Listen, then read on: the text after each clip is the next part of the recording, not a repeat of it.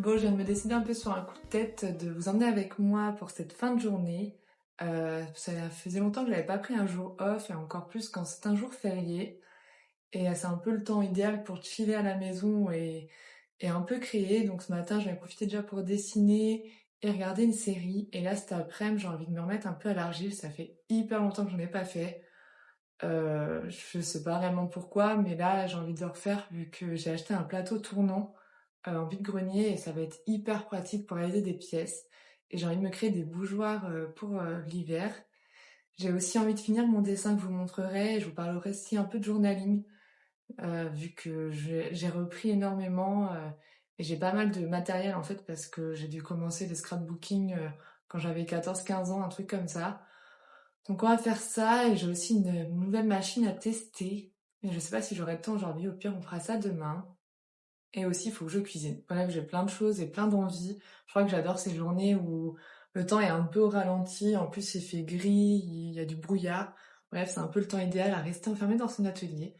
Donc je vous embarque avec moi et on va sortir d'abord l'archi.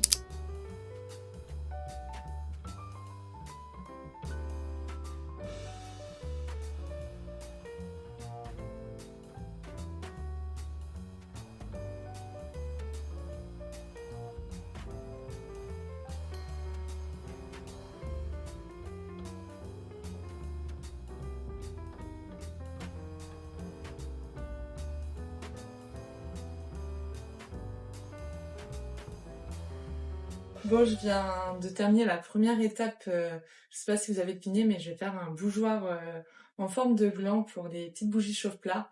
Et du coup, là, j'attends un petit peu que ça sèche parce que j'ai envie de venir creuser des motifs avec des mirettes. Et la technique, en fait, pour y arriver, c'est d'attendre que la terre soit plus sèche. Comme ça, les motifs sont plus, on va dire, formés. Donc voilà, et je suis trop contente du plateau tournant. Je trouve ça super pratique, surtout quand on fait une forme totale, de pouvoir tourner facilement la pièce. Et puis bah j'attends un petit peu, je vais me faire un thé et je vous reprends après.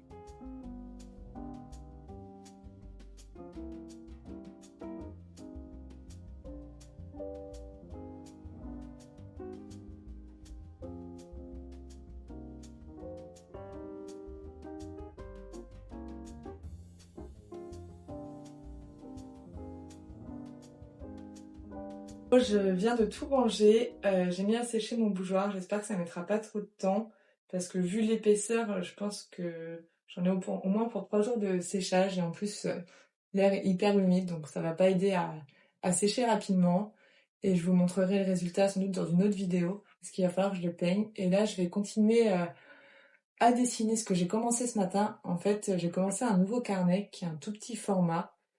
En fait, je me suis rendu compte que je dessinais plus tellement parce que je prenais des formats de carnet du double en taille, voire un petit peu plus grand qu'un double. Et en fait, ça me restreint un peu. En fait, j'ai l'impression que ça va être hyper long à faire. Et je me suis dit qu'un format comme ça donnait plus envie de faire du dessin de 10-15 minutes le soir ou voilà, ne pas passer forcément 3 à 4 heures parce que clairement le temps me manque. Et un de mes objectifs, c'est de m'améliorer en technique de dessin. C'était quelque chose que je faisais beaucoup pendant mes études, d'avoir des carnets de voyage. Et j'ai envie de reprendre cette pratique. Et je la mêle aussi à la pratique du journaling.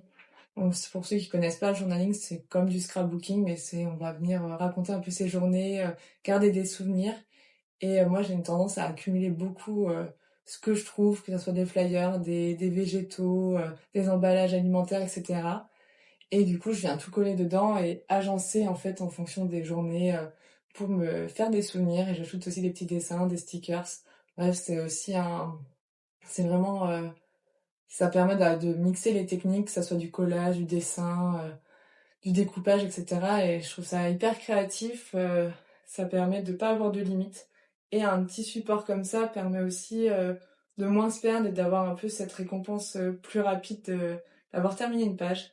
Donc là, je vais terminer le dessin que j'ai fait, enfin que j'ai commencé ce matin. En fait, je reproduis cette boîte que j'ai trouvée en vide-grenier et que je trouve très très belle. Il y a des jolies illustrations.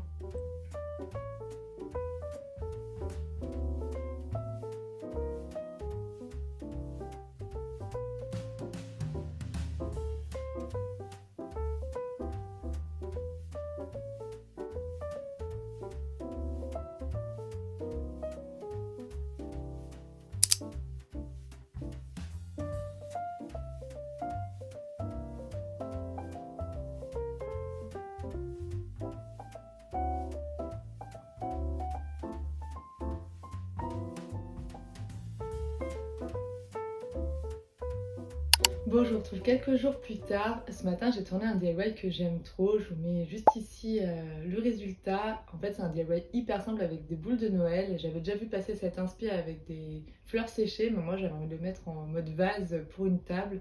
Et franchement, je trouve que le résultat, il est trop chouette. Et puis, ça fait une jolie déco de table. Donc, si vous voulez voir la vidéo complète, elle est disponible sur YouTube Short ou sinon, il y aura tout le tuto aussi sur mon blog. Et sinon, concernant mon après-midi au programme, il faut absolument que je commence mon calendrier de l'Avent. En gros, j'ai toutes les idées, mais il faut que je fasse les dessins et les tests pour pouvoir correctement me lancer. Donc, je partagerai ça avec vous. Il faut aussi que je me décide sur les DIY de Noël. En gros, j'ai vraiment 1000 idées parce que c'est la période où j'adore créer des DIY. Mais il faut que j'en sélectionne et puis surtout que je vois si j'ai tout le matériel et sinon en commander. Et après, j'ai d'autres petites choses à faire. Et je vous emmènerai aussi avec moi, mais avant, je voulais ouvrir avec vous et découvrir la EasyPress 3 de chez Cricut. La marque, elle m'a envoyé la EasyPress 3. Donc en gros, pour ceux qui ne connaissent pas Cricut, ils sont connus pour leur machine de découpe. Moi, j'ai la Maker depuis 5 ans. Mon copain me l'a offert à un Noël et je l'attendais avec hâte parce qu'elle n'était pas encore disponible partout en France à cette époque-là. Aujourd'hui, c'est beaucoup plus connu. Vous avez dû voir pas mal de créatrices avec les dernières machines Cricut. Et la EasyPress vient avec en fait parce que elle est utile pour sublimer tout ce qui est textile, donc les t-shirts, les tote bags, les coussins, bref plein de choses. Et c'est un peu comme un fer à repasser, mais qui permet vraiment d'avoir des réglages spécifiques en fonction des vinyles qu'on utilise. Et c'est un peu souvent mon problème avec les vinyles parce que le problème c'est que mon fer à repasser, il n'y a pas un degré précis, il n'y a pas un timer. Et du coup là je vais pouvoir m'amuser à créer plein de DIY. Donc je vais l'ouvrir avec vous, mais avant je voulais vous montrer ce que la marque m'a aussi envoyé. Elle m'a envoyé un ruban adhésif qui résiste à la chaleur et des feuilles de papier sulfurisé pour faire les transferts. Et elle m'a également envoyé un vinyle Infusive Ink. Et j'ai aussi demandé d'autres vinyles pour faire un pull de Noël que je vous partagerai aussi un peu plus tard. Et avec, j'ai eu aussi le tapis qui permet de protéger en fait ma table, le support. C'est un peu comme une planche à repasser. Donc là, je vais ouvrir avec vous la EasyPress.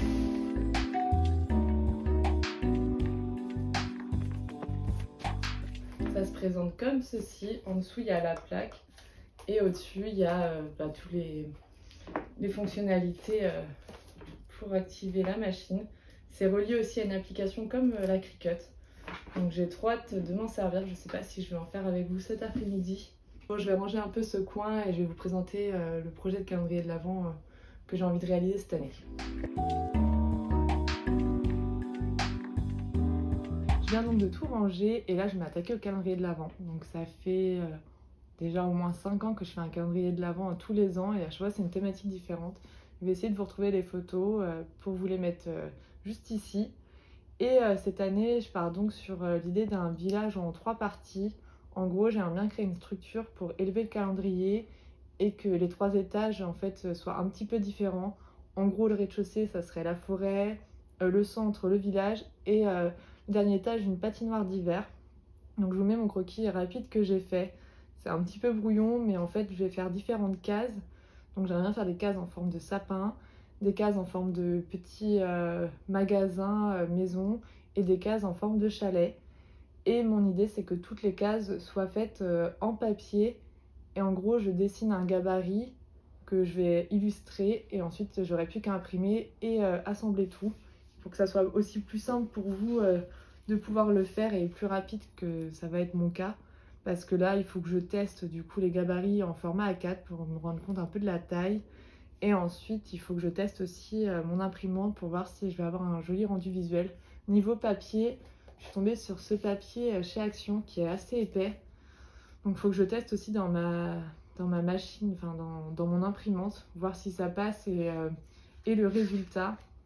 Mais je me dis que ça pourrait être sympa d'imprimer sur du craft aussi. Donc voilà un peu l'idée. Donc là je vais tester les gabarits. Donc j'ai dessiné un patron de sapin et aussi des patrons de maison et je vais les imprimer pour voir ce que ça donne parce que j'ai pas du tout conscience de la taille en fait une fois imprimé les différents éléments.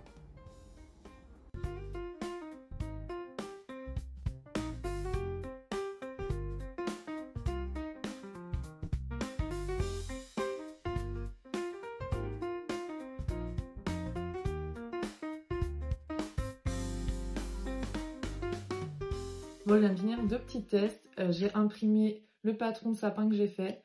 J'aime beaucoup le résultat. Après, il faut réussir à se projeter parce que je l'imprimerai directement sur du papier vert.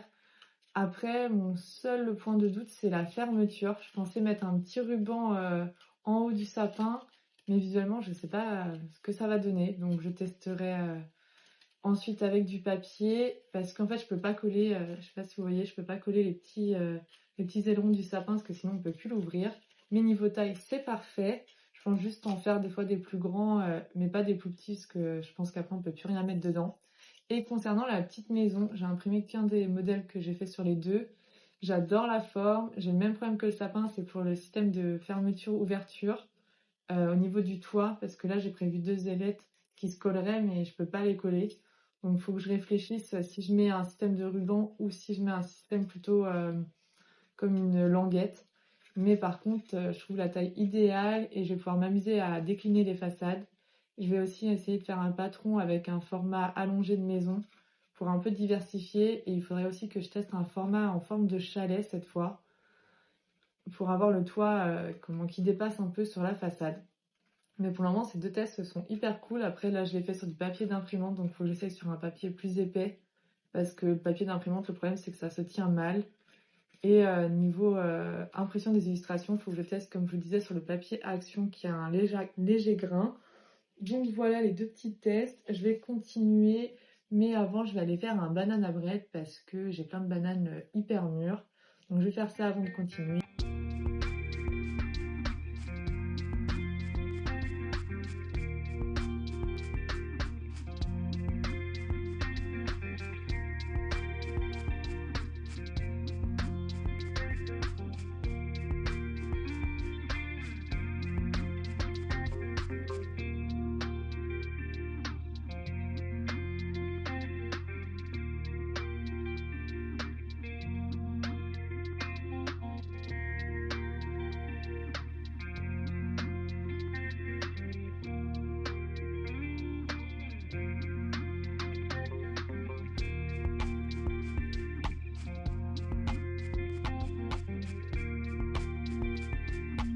Donc clairement, l'après-midi est passé beaucoup plus vite que je le pensais. J'ai pas eu le temps de tout faire, mais je suis contente parce que j'ai refait un test de sapin en imprimant sur du papier coloré.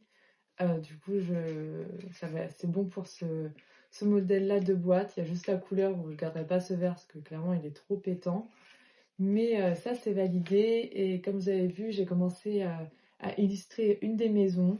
Donc pour le moment, j'ai fait sur Procreate. J'aime bien. Après, j'aimerais peut-être en faire certaines sur papier et les scanner. À voir niveau temps ce qui est le plus rapide parce qu'au total, je pense que j'ai à peu près une dizaine de maisons à faire et d'autres patrons.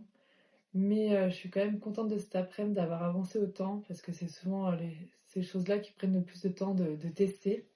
Donc je vais pouvoir continuer par la suite. Et concernant tout ce qui est DIY de Noël, j'ai clairement pas eu le temps de le faire cet après-midi, mais c'est pas grave. Je vous en parlerai dans une prochaine vidéo car pendant tout le mois de novembre et décembre, j'ai envie de tourner plus de vlogs et de vous partager un peu plus les coulisses de création. Vu qu'il va y avoir beaucoup de créations, notamment j'ai envie de décorer l'atelier, puis forcément de décorer ma salle à manger et de vous emmener dans tout ça. Donc voilà, j'espère que cette vidéo vous a plu et puis moi je vous dis donc à très vite pour une nouvelle.